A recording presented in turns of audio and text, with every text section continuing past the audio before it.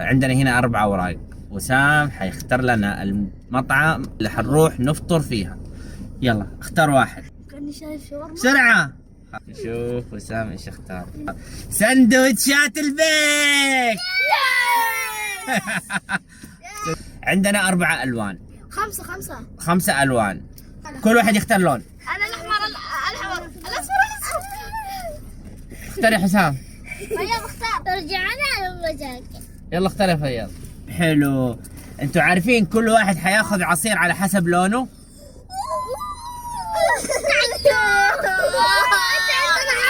انا راح اخذ هذيك الفراولة. انا اخذ اناناس ولا ايش؟ انت حتاخذ برتقال. دايما جوز الهند.